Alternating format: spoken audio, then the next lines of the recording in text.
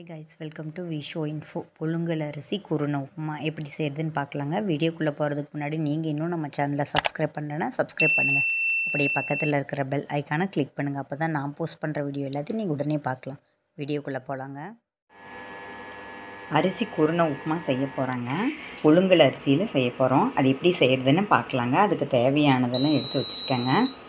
பாருங்கள், இந்த கப்பில் ஒரு கப்பு புழுங்கல் அரிசி எடுத்திருக்கேன். அப்புறம் 1/2 கப்பு பருப்பு எடுத்திருக்கேன். அது ரெண்டையும் கழுவி தண்ணியெல்லாம் இருத்திட்டு ஒரு துணியில் ஆற வச்சு எடுத்துக்கணுங்க. அதுக்கப்புறம் அதை குருணையாக உடச்சி எடுத்துக்கணுங்க. அந்த மாதிரி உடச்சி வச்சுருக்கேன். அதாவது 1 கப்பு புழுங்கல் அரிசி, 1/2 கப்பு துவரம்பருப்பு, அது கூட 1/4 ஸ்பூன் மிளகு, 1/4 ஸ்பூன் சீரகம் சேர்த்து அதை ரவையாக உடச்சி வச்சுருக்கேங்க. அப்புறம் ஒரு 1/4 கப்பு தேங்காய், தாளிக்க கடுகு, 2 சிகப்பு மிளகாய், 1/4 ஸ்பூன் சீரகம், 1/4 ஸ்பூன் கடலைப்பருப்பு, 1/4 ஸ்பூன் உளுத்தம்பருப்பு, 1/4 ஸ்பூன் மஞ்சள் தூள் நான் ஹீட் பண்ணிவிட்டு அதில் கோகனட் ஆயில் ஊற்றி செஞ்சால் இது ரொம்ப சூப்பராக இருக்குங்க. 1 கப்பு தண்ணி பிடிக்குங்க. பச்சரிசிலையும் செய்யலாம், புழுங்கல் அரிசிலையும் செய்யலாங்க. இதில் செஞ்சு காமிக்க போகிறேங்க. எப்படி செய்கிறதுன்னு பார்க்கலாங்க. பாருங்கள், ஒரு பேனை ஹீட் பண்ணி அதில் கோகனட் ஆயில் 2 டேபிள் ஸ்பூன் போட்டிருக்கேன். அதில் இப்போ இந்த 1/4 ஸ்பூன் கடுகு சேர்த்திக்கலாங்க. கடுகு வெடிக்கட்டுங்க. கடுகு வெடிச்சிருச்சுங்க. இப்போ நம்ம எடுத்து வச்சுருக்கிற உளுத்தம்பருப்பு, கடலைப்பருப்பு சேர்த்திக்கலாங்க. அது கொஞ்சம் கலர் சேஞ்ச் ஆகட்டுங்க. அதுக்கப்புறம் நாம் அந்த காஞ்ச மிளகாய், சீரகம் சேர்த்திக்கலாங்க. கலர் சேஞ்ச் ஆகிடுச்சு. இப்போ சிகப்பு மிளகாய், சீரகம் சேர்த்துக்கலாம்.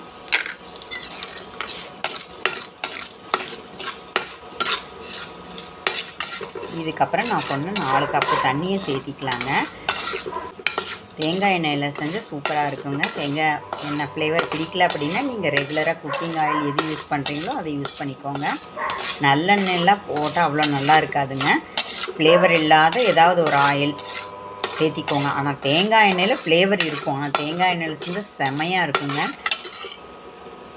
பாருங்கள், 4 கப்பு தண்ணி சொன்னேன் இல்லையா, அதை இப்போ இதில் சேர்த்துக்கிறேங்க.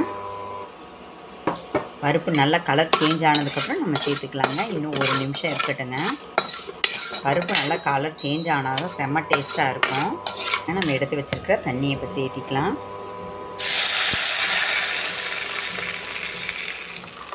நான் கொதிக்கிற தண்ணியை 4 கப்பு தண்ணியை வந்து நல்லா சூடு பண்ணி வச்சுருக்கேங்க. ஏன் அப்படி தான் செய்யணுமான்னு கேட்டால் அப்படியெல்லாம் இல்லைங்க. நம்மளோட குருணை உப்புமா சீக்கிரமாக ரெடி ஆகிறதுக்காக நான் அப்படி பண்ணி வச்சுருக்கேன். நீங்கள் எடுத்தவுடனே அந்த பச்சை தண்ணியை கூட ஊற்றலாங்க. அதனால் ஒன்றும் இல்லை. எனக்கு சீக்கிரம் ஆகணும் அப்படிங்கிறக்காக நான் அப்படி பண்ணியிருக்கேங்க. தண்ணி நல்லா இன்னும் கொஞ்சம் கொதிக்கட்டுங்க. பாருங்கள், தண்ணி கொதிக்க ஆரம்பிச்சிருச்சு. இப்போ நம்ம 1/4 ஸ்பூன் மஞ்சள் தூள் எடுத்து வச்சுருக்கோம், அதை சேர்த்துக்கலாம். 1/4 கப்பு தேங்காய் துருவல், அதையும் சேர்த்திக்கலாம். தேங்காய் எந்த அளவுக்கு சேர்க்குறோமோ அந்தளவுக்கு நம்மளோட தேங்காய் குருணை உப்புமா சூப்பராக இருக்குங்க. தேங்காய் எண்ணெயிலையும் செய்யணும், தேங்காயும் போடணும். உங்களுக்கு இது பிடிக்கலைன்னா தேங்காய் போடுறதும் கம்மி பண்ணிக்கோங்க. தேங்காய் எண்ணெயில் விருப்பம் இருந்தால் செஞ்சு பாருங்கள். 1 நிமிஷம் நல்லா கொதித்ததுக்கப்புறம் நாம் அந்த ரவையை கொட்டி கிளறிடலாங்க. பாருங்கள், நல்லா கொதிச்சிருச்சு. இந்த ரெசிபிக்கு தேவையான உப்பை சேர்த்திக்கலாங்க. தண்ணியில் உப்பு கரைஞ்சதும் டேஸ்ட் பார்த்துக்கோங்க. உப்பு சரியாக இருக்கான்னு பார்த்துக்கோங்க.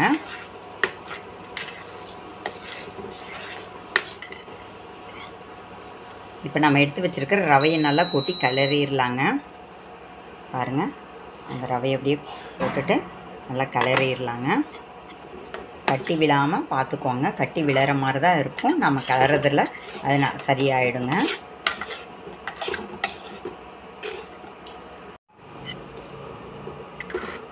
பாருங்கள், 1க்கு 4 தண்ணி வச்சுருக்கோம். 1 கப்பு அரிசி, 1/2 கப்பு பருப்பு சேர்த்து நாம் கொதிக்க வச்சு ஊற்றியிருக்கோம். நல்லா திக்காகிட்டுருக்குங்க. நேரம் ஆக ஆக நல்லா உதிராக வருங்க. ரவை உப்புமா மாதிரி டக்குன்னு ரெடி ஆகாதுங்க. ரவை உப்புமாவில் ஒரு 5 மினிட்ஸில் ரெடி ஆகிடும். இது ஒரு 15 மினிட்ஸ்க்குள்ளே ரெடி ஆகுங்க. பச்சரிசியில் செஞ்சிங்கன்னா இன்னும் சீக்கிரம் ரெடி ஆகும். இதே மெஷர்மெண்ட்டு தாங்க. 1 கப்பு பச்சரிசி, 1/2 கப்பு துவரம்பருப்பு. இப்போ நான் வந்து அதை புழுங்கல் அரிசியில் செஞ்சு காமிச்சிருக்கேன். அதனால் ஒரு 5 நிமிஷம் கூட ஆகுங்க. நேரம் ஆக ஆக இருக்குங்க. இதை மூடி வச்சு ஒரு 5 மினிட்ஸ் கிளறிட்டு பார்க்கலாங்க. பாருங்கள், ஃபஸ்ட்டு இருந்ததுக்கு கெட்டியாக இருக்குது. இன்னும் ஒரு 2 மினிட்ஸ் இருக்கட்டுங்க. கொஞ்சம் எண்ணெய் 1 ஸ்பூன் ஊற்றிக்கலாங்க. அப்போ தான் நல்லா டேஸ்ட்டாக இருக்கும். போதும்னு நினைக்கிறேன், இதுக்கு மேலே வேணாம். இந்தளவுக்கு எண்ணெய் ஊற்றினா செம்ம டேஸ்ட்டாக இருக்குங்க. கிளறிக்கலாங்க. இன்னும் ஒரு 2 மினிட்ஸ் மூடி வச்சு கிளறிக்கலாங்க. நல்லா உதிராக வருங்க. பாருங்கள், நம்ம குருணை உப்புமா சூப்பராக ரெடி ஆகிடுச்சுங்க. எண்ணெய் பத்தலைன்னா சேர்த்திக்கணுங்க. நேரம் ஆக ஆக நல்லா உதிராக வருங்க. இப்போ நமக்கு பிடிச்ச மாதிரி நம்ம எடுத்துக்கலாங்க. பாருங்கள், ரெடி ஆகிடுச்சு. இப்போ இதை ஒரு பிளேட்டுக்கு மாற்றிட்டு காமிக்கிறேங்க. பாருங்கள், நம்ம புழுங்கல் அரிசி உப்புமா சூப்பராக செம்மையாக ரெடி ஆகிடுச்சுங்க. இது ஒரு 15 நிமிஷம் ஆகும்னு சொன்னேன் இல்லைங்களா?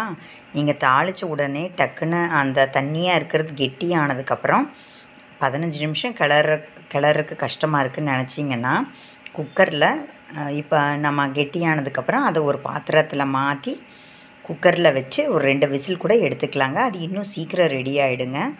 தேங்காய் எண்ணெயில் செஞ்சு பாருங்கள், சூப்பராக இருக்குங்க. தேங்காய் எண்ணெய் பிடிச்சவங்களுக்கு இந்த டிஃபன் ரொம்ப பிடிக்குங்க. தேங்காய் எண்ணெய் பிடிக்காதவங்களுக்கு கஷ்டம்தான். ஆனால் நீங்கள் அதுக்கு பதில் வேறு ஆயில் யூஸ் பண்ணிக்கலாம். ரொம்ப டேஸ்ட்டாக இருக்குங்க. ரவை உப்புமாவா அப்படின்னு நம்ம குழந்தைங்க முகத்தை சுளிப்பாங்க. அவங்களுக்கு இந்த மாதிரி அரிசி உப்புமா கூட செய்யலாம் அப்படிங்கிறது அவங்களுக்கு செஞ்சு கொடுத்தீங்கன்னா அவங்க அதோட டேஸ்ட்டை தெரிஞ்சுக்குவாங்க. அடிக்கடி கேட்பாங்க. இதுக்கு எந்த சைட் டிஷ்ஷுமே தேவையில்லைங்க. இதுலேயே நல்லா காரம் செமையாக இருக்கிறதுனால இது வெறுமனே சாப்பிட சூப்பராக இருக்குங்க. அதுக்கு மாரி உங்களுக்கு தேங்காய் சட்னி பிடிச்சதுன்னா வச்சு சாப்பிடுங்க. ஏதாவது ஊறுகாய் வச்சு சாப்பிடுங்க. அவங்கவுங்க விருப்பந்தாங்க. ஏன்னா நாம் எக்ஸ்ட்ரா காரமாக அந்த குருணை அரைக்கும்போது மிளகும் சேர்த்து அரைச்சிருக்கோம். தாளிக்கும்போது சிகப்பு மிளகாவும் சேர்த்துருக்கோம். அதனால் நம்மளோட குருணை உப்புமா சூப்பராக செம காரமாக நல்லா இருக்குங்க. என்னங்க, இந்த ரெசிபி உங்களுக்கு பிடிச்சிருந்தா லைக் பண்ணுங்கள், ஷேர் பண்ணுங்கள், கமெண்ட் பண்ணுங்கள். ஞாபகமாக சப்ஸ்கிரைப் பண்ணுங்கள். ஓகே, பாய்.